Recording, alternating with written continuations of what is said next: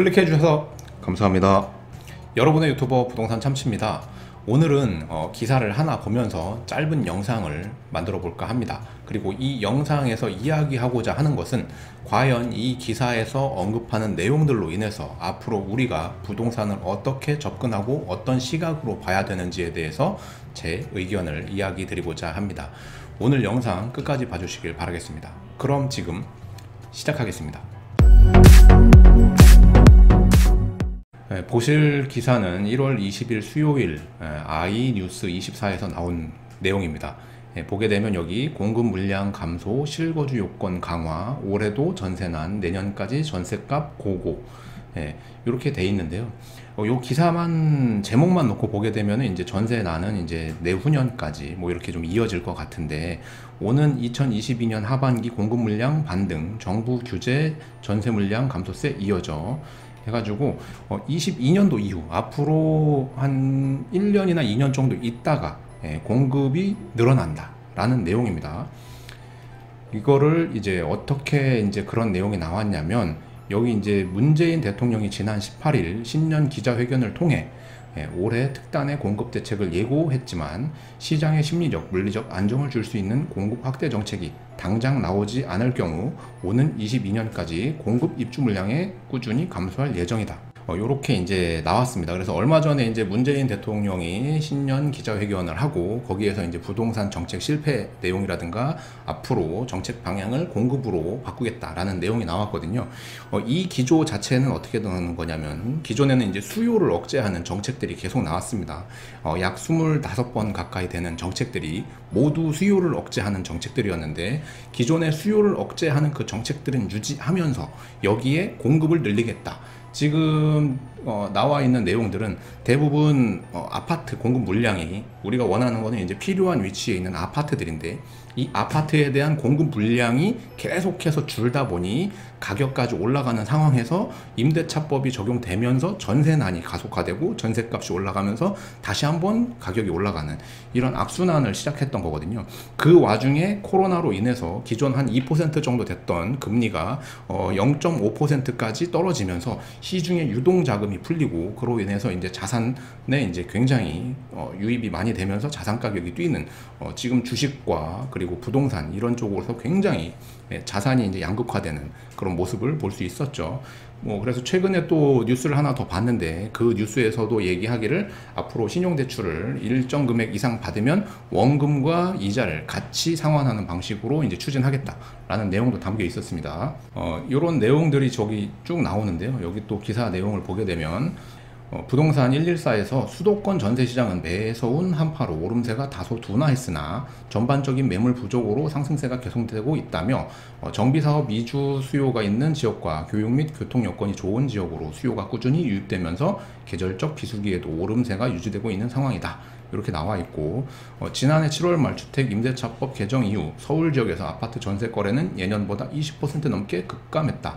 서울시에 따르면 지난해 8월부터 11월까지 서울 아파트 전세 거래는 35,286건으로 직전 4개월 45,388건과 비교해 22.6% 줄었다.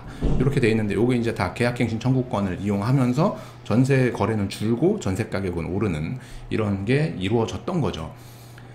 전세 금액은 요런 걸로 인해서 당분간 한 1, 2년은 더 올라가는데, 중요한 거는 이제 문재인 대통령이 이때 이제 신년 기자회견에서 전국적으로 공급을 늘리겠다라는 신호를 줬다라는 겁니다.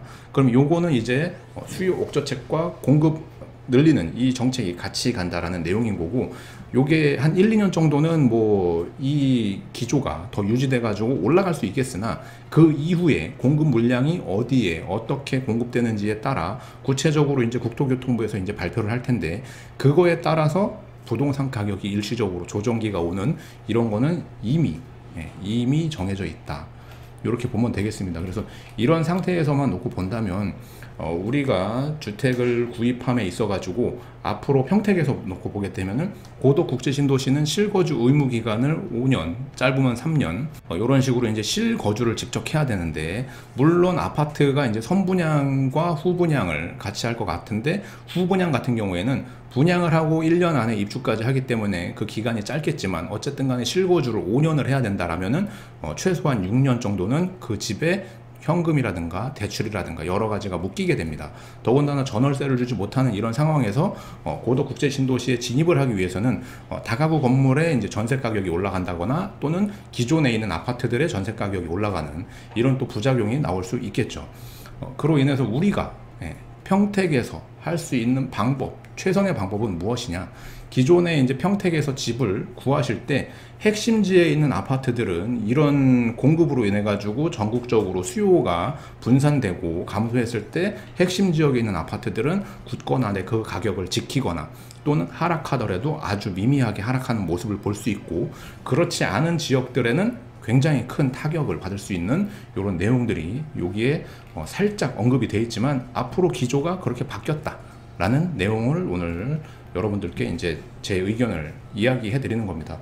정부에서 그동안에 하지 않았던 공급 정책을 앞으로 펼치겠다고 했고, 이로 인해서 다음 정권이 들어서도 이 다음 정권도 어차피 공급을 늘리려고 할 겁니다. 왜냐면은 지금 뭐 국민의힘이 됐건 뭐 누가 됐던 간에 서울시장 후보라든가 부산시장 후보라든가 모두가 다 공급을 늘리겠다고 하고 있습니다. 그리고 뭐 재건축 재개발을 풀어주겠다고 하는 거, 이 모든 게 다 공급을 늘려주겠다라는 이런 신호고고, 더군다나 뭐 여기 뭐 경제 뉴스 같은 거 이런 거를 보게 되면은 금리는 당분간 유지를 하겠으나 2년 정도 이 금리를 유지하면서 다시 금리를 상승시키겠다, 이런 내용들이 또 나옵니다. 그렇게 됐을 때 앞으로 2년 정도 후에는 공급과 금리가 같이 늘어난다라는 거를 어느 정도 염두를 하고 주택을 매수하고 그리고 주택을 바라보고 할 때 지금처럼 마냥 올라간다는 생각보다는 어느 정도 더 보수적으로 접근하시길 당부드리겠습니다.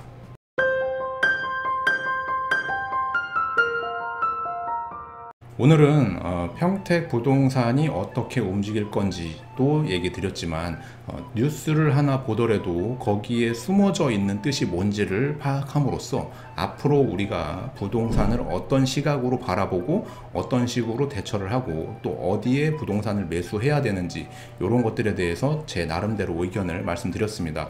여러분들이 제 영상을 보면서 이게 단순하게 그냥 참고가 되길 바라면서 만든 영상이기 때문에 제 의견에 전적으로 뭐 동의를 하시기보다는 조금 더 냉정하게 여러 가지 뉴스라든가 여러 가지 영상을 보시면서 판단해 보시길 바라겠습니다.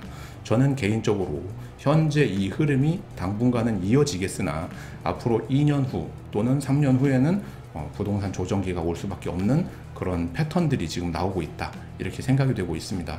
여러분들도 그에 맞춰서 뭔가 전략을 구상하시고 뭔가 이렇게 좀 제대로 판단해 보시길 바라겠습니다. 오늘 영상도 여러분들께 조금이나마 도움됐길 바라겠습니다. 저는 다음에 더 좋은 영상으로 찾아뵙겠습니다.